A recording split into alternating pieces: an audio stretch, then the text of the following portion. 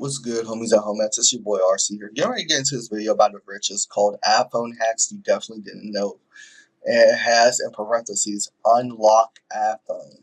So you know what, let's go ahead and get into this. I can't wait to get into it. Hopefully y'all enjoy it as much as I do, even though I don't have an iPhone. I have a LG Stylo 2 and I'm proud of that. So, everybody doesn't have to have an iPhone. But anyway, let's go ahead and get into this for all the iPhone users. Smash that like button. Leave a comment, subscribe, share, suggest me the type of video you want to see in the comment section down below. Let's go ahead and hop to the video right now. With our increasing reliance on technology, And many of yes, us we wonder do rely just on how safe our technology so phones much for really our are. life. At least Passwords, that's how it's been fingerprint over the past sensors, and 20 facial years. recognition promise to keep our secrets safe. But do they? We'll let you know how safe your iPhone really is, and the answer might surprise you.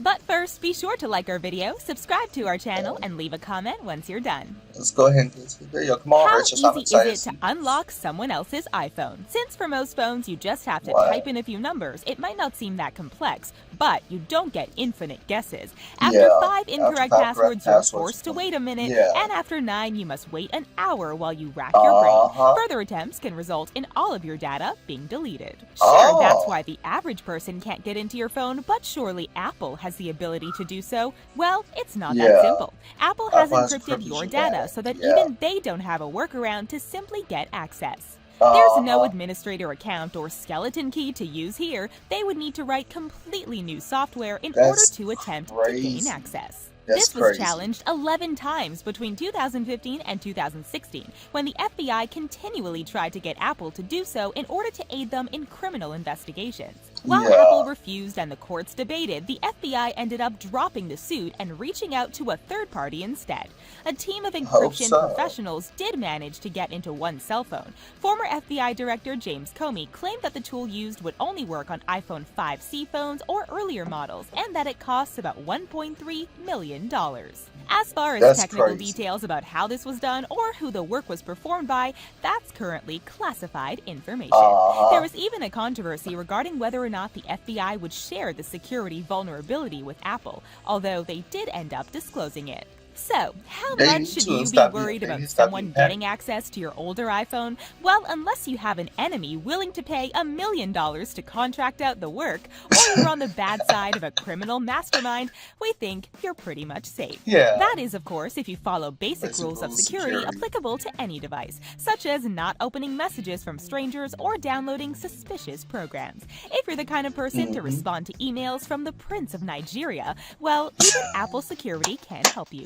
Sorry. A team of research students from Georgia Tech did manage to gain access to iPhones by creating malware that was transferred to phones when people used public chargers.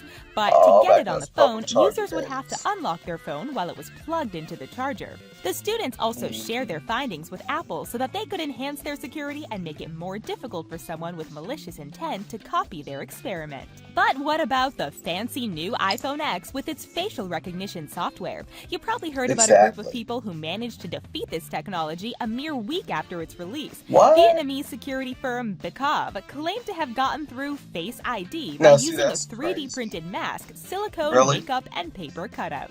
The mask only cost $150 to make and seemed to work perfectly, which had people understandably worried. But let's not be too hasty. Making the mask is a little time-intensive, to say the least. To make one, you'd have to take incredibly detailed physical measurements or a digital scan of someone's face. To make this particular mask, it took 5 minutes of manual scanning using a handheld scanner, so it's not exactly something you'd be able to do without someone knowing. Not to mention, these claims haven't been verified by any independent security agencies, causing many to doubt their validity. After all, many other people have created even more complex-looking and realistic masks and have been unable to get through the security feature.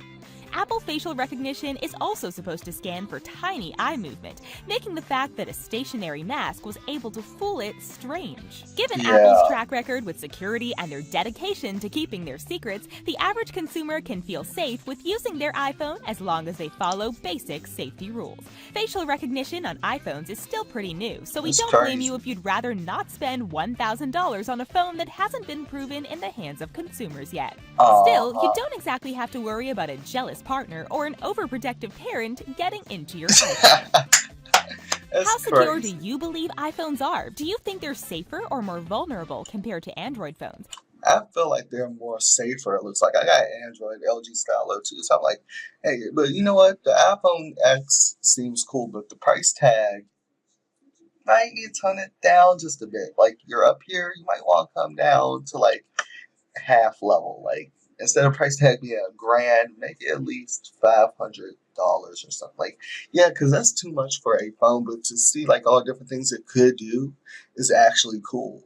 You know, Steve Jobs definitely did a hell of a job before he passed. Definitely did a hell of a job. He originally introduced the iPhone back in 2007, and see where it's gone like in the past decade is actually cool. I wish he was still around and see what it would be like now.